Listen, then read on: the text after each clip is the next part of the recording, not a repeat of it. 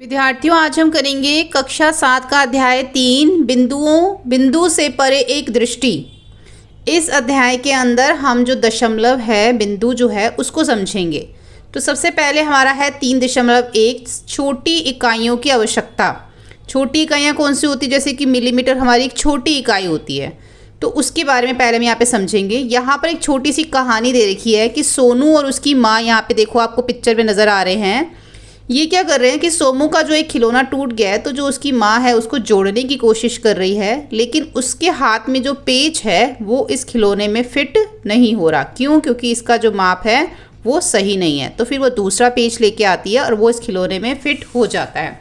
तो सोनू जो है वो बड़ा हैरान होता है कि देखने में तो दोनों पेच एक जैसे ही लग रहे हैं, लेकिन जब उसको वो बहुत गहराई से देखता है तो उसके अंदर बहुत थोड़ा सा अंतर होता है। तो उसी थोड़े से अंतर को हम यहाँ पर जो है वो समझेंगे। ये देखो, ये दोनों पेच हैं। ये जो पेच है ये देखो आप 2 और 3 सेंटीमीटर के बीच में आपको दिख रहा है, ठीक है। फिर इसके अंदर एक यहाँ पर और लाइन जो हमारी 2 और आधा, यानी कि यहाँ पे हमारा 2 पूरा हो गया और बीच में क्या है, ये इसका आधा। तो 2 और आधा सेंटीमीटर से अधिक परंतु 3 सेंटीमीटर से कम। 2 से तो ज़्यादा है, ये देखो 2 से ज़्यादा है। 2 और उसका जो आधा है उससे भी ज़्यादा है और 3 सेंटीमीटर से कम है, यानी कि इनके बीच में आ रहा है। 2 और आधा और 3 के बीच में। उसके बाद जैसे कि आपने स्केल देखा होगा, जो आपके पास स्केल होता है, तो इस तरीके से उसके अंदर छोटी छोटी लाइनें देखते हो ना आप। ये देखते हो, ये कौन सी लाइन है? ये मिलीमीटर की लाइनें होती हैं, जो हर एक के बीच में 10-10 लाइनें, जैसे 10 से 11 के बीच में 10 लाइनें, 11 से 12 के बीच में 10, 12 से 13 के बीच में 10, सबके बीच में ये 10 लाइनें होती हैं। और ये जो हर एक लाइन होती है ना, वो 1/10 होती है। अब यहाँ पे ध्यान से देखें तो ये जो हमारी ये जो लाइन आ रही है ना, इसको अगर आप ध्यान से गिनो तो 1 2 3 4 5 6 7 पे आ रही है। तो इसका मतलब ये 7/10 हो गई। 2 7/10। अब इसी तरीके से हम ये देखें तो ये जो आप पेच देख रहे हो ना, ये पेच जो है वो 3 सेंटीमीटर से, आप लिखोगे 3 सेंटीमीटर से अधिक और 4 सेंटीमीटर से कम है। 4 सेंटीमीटर से कम। और यहाँ पर अगर देखें तो ये 3 सेंटीमीटर से ज़्यादा है और 3 और आधे से कम है। तो यहाँ पे अब या फिर बीच में लिख सकते हो आप। तो ये तो 3 सेंटीमीटर से अधिक है और 4 सेंटीमीटर से कम है, या फिर आप ऐसे लिख दो कि 3 सेंटीमीटर और 4 सेंटीमीटर के बीच में है। ये भी हम लिख सकते हैं।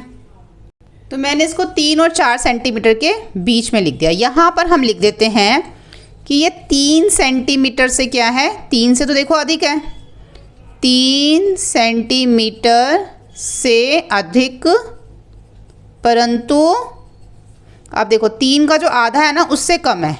3 का जो आधा है 1/2, उससे जो है सेंटीमीटर से कम, ठीक है। अब यहाँ पे जब हमने देखा ना, बिल्कुल जब ये छोटी छोटी मिलीमीटर्स की लाइन आई तो अब हमें पता चला कि ये पूरा का पूरा 3 है। उसके साथ यहाँ पर 1 2 3 2/10 सेंटीमीटर है। यहाँ पर हमें पूरा सही तरीके से पता चला। अब ये कह रहे कौन से मापक ने इन पेचों की लंबाई एकदम सटीक रूप से मापने में आपकी सहायता करी? कौन से मापक ने? ये वाले जो मापक हैं, ये वाले मापक, इनसे हमें पूरी सटीक पता चली। यहाँ तो पता चल रहा है इससे अधिक है, ये इसके बीच में है, इससे कम है, इनमें तो ये पता चल रहा है। लेकिन ये जो मापक हैं इनसे हमें पता चला कि बिल्कुल सटीक जो है वो कौन से हैं, ठीक है। तो आप इसमें लिखोगे सबसे छोटे भागों मिलीमीटर या 1/10 सेंटीमीटर में विभाजित मापक ने सबसे अधिक सटीक माप करने में सहायता की, क्योंकि उसमें सेंटीमीटर के छोटे छोटे भाग भी आसानी से मापे जा सकते थे, ठीक है। तो अब ये लिखोगे। उसके बाद उन्होंने बोला है कि जो 2 7/10 सेंटीमीटर है, जो प्रथम पेज की लंबाई है, उसका क्या अर्थ है? उसका ये अर्थ है कि 2 सेंटीमीटर, ये 2 मतलब 2 सेंटीमीटर, 7/10 मतलब 7 सेंटीमीटर। इसका मतलब ये हो गया कि 2 सेंटीमीटर तो पूरा है, ये 2 सेंटीमीटर पूरे हैं। उसके बाद जो 1/10 2/10 हम करते हैं ना, उसके बाद 1/10 सेंटीमीटर के 7 भाग हैं। समझ में आ रही है आपको? देखो यहाँ पर ध्यान से अगर आप देखो तो मैं इसको आपको इस तरीके से दिखाती हूँ। ये देखो, इसमें 2 तो पूरे हैं, ये पूरे हैं ना। उसके बाद 1/2, ये सारे 1/10 होते हैं। हर एक भाग जो होता है ना मिलीमीटर का, वो 1/10 होता है और ये 7वें भाग पर आ रहा है, इसलिए ये 7/10 हो गया। तो इसलिए हमने इसको यहाँ पर उसी तरीके से लिखा कि 2 सेंटीमीटर पूरे हैं, उसके बाद 1/10 सेंटीमीटर का 7वां भाग है। उसके बाद यहाँ पर आता है, जैसा कि मापक पर देखते हैं कि 2 क्रमागत संख्याओं के बीच की 1 सेंटीमीटर इकाई लंबाई को 10 समान भागों में विभाजित किया गया। लंबाई 2 7/10 सेंटीमीटर में प्राप्त करने के लिए 0 से 2 तक जाते हैं। 0 से 2 तक तो जाना पड़ेगा। यहाँ पे 2 लिखा हो, 5 लिखा हो, 6 लिखा हो, आपको 0 से तो वहाँ तक जाना पड़ेगा ना। तथा फिर उसके बाद 1/10 के 7 भाग लेते हैं। इस पेज की कुल लंबाई हो गई 2 सेंटीमीटर जमा 7/10 सेंटीमीटर। इसी प्रकार हम लंबाई 2/10 सेंटीमीटर का अर्थ समझ सकते हैं कि यहाँ पर तो 3 पूरा हो गया और जो इसके 10 भाग हैं उसमें ये दूसरे भाग पर है। टोटल 10 भाग होंगे ना 3 से 4 के बीच में, तो ये दूसरे भाग पर है। क्या आप स्पष्ट कर सकते हैं कि इन पेंचों को मापने के लिए इकाई को छोटे भागों में विभाजित क्यों किया गया? यानी कि जो छोटे छोटे भाग हैं मिलीमीटर के, इसमें क्यों विभाजित किया गया? हम लिखेंगे यहाँ पे, इकाइयों को छोटे भागों में विभाजित इसलिए किया गया, इकाइयों को छोटे छोटे भागों में इसलिए विभाजित किया गया ताकि वस्तुओं की लंबाई अधिक सटीक मापी जा सके, ताकि वस्तु को और भी अच्छे से जो है मापा जा सके।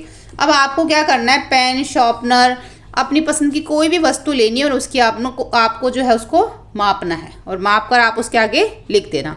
चित्र में दर्शाई गई वस्तुओं के मापन लिखिए। अब यहाँ पे इनके मापन लिखो कि ये कितने सेंटीमीटर है, ये कितने सेंटीमीटर, ये आपको लिखना है। बड़े ध्यान से देखो तो यहाँ पे 2 तो पूरा है, तो 2 पूरा लिख दो। उसके बाद 1 2 3 4, तो यानी कि 4/10 हो गया इरेज़र। उसके बाद पेंसिल देखो तो 4 तो पूरा है। उसके बाद 1 2 3 4 5, 5/10 हो गया। और यहाँ पर देखें तो ये 1 तो पूरा है हमारा, उसके बाद 1 2 3 4 पर आ रहा है, तो 4/10 हो गया। ठीक है, तो जैसा कि आप यहाँ देख सकते हैं कि जब सटीक मापों की आवश्यकता हो तब हम मापन की छोटी इकाइयों का उपयोग कर सकते हैं। जब हमें बिल्कुल सटीक मापना है ना, तो ये छोटी छोटी जो इकाइयाँ दे रखी है तब हम इनका जो है इस्तेमाल करते हैं और हमारा जो माप है बिल्कुल सटीक आता है।